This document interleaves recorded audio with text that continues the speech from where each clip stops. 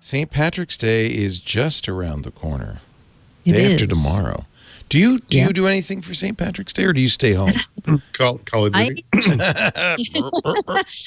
I try not to go out on St. Patrick's Day here because it's kind of a crazy day. It's amateur hour, as Mary Jo calls it. Amateur hour. I do call it that, actually. And who wants green beer? Nobody wants green beer.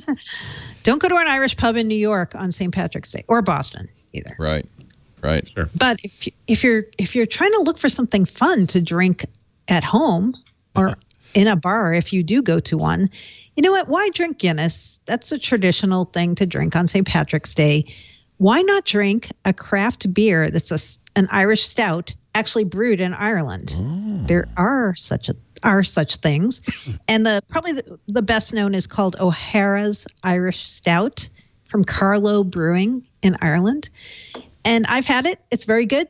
It's won all kinds of awards. It's an Irish stout. It's just like all good, like a little licoricey, a little roasty, very low in alcohol, like 4+%. So you could drink more than one and still be okay. So if you're looking for a St. Patrick's drink that isn't just another Guinness, you might want to try something like O'Hara's Irish Stout. I was very disappointed because Avery didn't have any Calapigian. Oh, yeah. What did you drink at Avery? I forgot to ask you. Well, they had so many good stouts. But you went. Did you go to Avery? Yeah. Oh, yeah. I tweeted you with a picture for it. Oh, I didn't see it. I'm so sorry. I liked it so much. I went twice.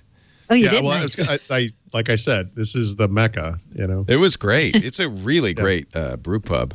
Yep. And I'm glad you went. The food was fantastic. I had brisket one day, and then I had something they call meat the next day. That was good. The food is better than it needs to be. It was very good, yeah, because the beer is excellent. The beer is I had a coffee stout with the Ozo coffee beans. It was quite good. Of course, I had they were having their Belgian. I can't remember the name now, but it was a special, so I had that was the.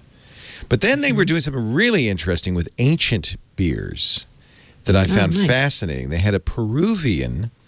These like spice beers, kind of. Or well, no, they're more like old recipes. They're old recipes. They're apparently a professor at CU did research into how they made beer in these ancient civilizations, the Incas and the Egyptians, and the brewmaster there took the recipes and made them. So the Peruvian, the Incan beer was made of corn and quinoa. No hops. They didn't have hops. And they didn't have yeast to add, so it's naturally yeasted, from the air. Yeah. And it was almost like a lemonade. It was or a saison or a sour. It was very light. And then so was the Egyptian, which was made from kemet and a couple of old wheats. And I don't think there were any hops in that either, also naturally yeasted. So it was different. You probably wouldn't say, I can't wait to drink more of that. But it sounds fun, though. But it was really fun. It was really interesting. We did a number of flights. Great, you're right. Nice recommendation. Thank you. Really That's great. Fun I'm glad, like I said, I'm glad. This is in Boulder, just outside of Boulder. It's actually they told me it's in Gunpowder. It's the name. Yeah. Something like that. Well, it used to be in the industrial district right in Boulder. Right. And it was the smallest place. I mean, the place was no bigger than the first floor of my house. It was tiny. And then they moved into the Death Star. Yeah, they built it's a beautiful brewery. Yeah, brewery. it's unbelievable. Yeah. I tweeted you. I thought you might see that, but I'm I also sorry, I tweeted Mary Jo, and she said, "Don't forget the Calapigian," but it didn't have any. That's great. I asked, and I didn't. She thought I was talking about her, but I just says, "No, the beer." I knew what you meant.